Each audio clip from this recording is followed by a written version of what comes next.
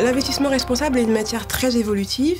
Il s'appuie sur un certain nombre de démarches volontaires, sur des cadres de référence et sur des réglementations qui sont plus ou moins contraignantes. Donc c'est vrai que si vous êtes un nouvel investisseur et que vous voulez mettre en place une démarche d'investissement responsable, vous pouvez vous sentir un peu perdu dans toute la littérature qui existe sur cette thématique. À cet égard, les principes pour l'investissement responsable des Nations Unies ont une forte valeur ajoutée pour un investisseur débutant et aussi pour un investisseur expérimenté en réalité. Donc les principes pour l'investissement responsable, qu'on appelle aussi PRI, ont été créés en 2006 sous l'égide de Kofi Annan et ont pour objectif de mettre le développement durable au cœur des marchés financiers. À l'heure actuelle, l'organisation, c'est à peu près plus de 2000 signataires et 90 000 milliards d'actifs sous gestion.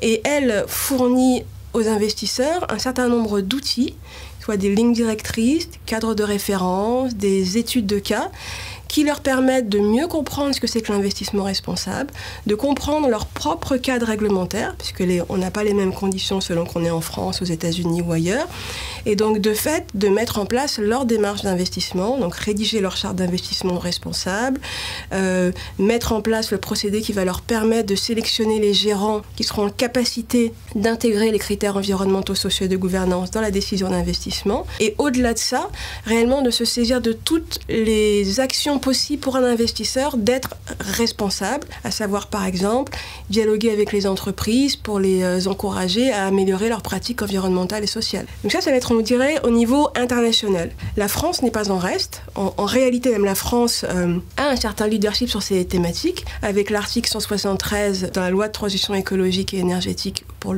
la croissance verte. À travers cet article, les investisseurs sont amenés à faire preuve de transparence, comment dans leur stratégie d'investissement, ils prennent en compte les critères environnementaux, sociaux et de gouvernance.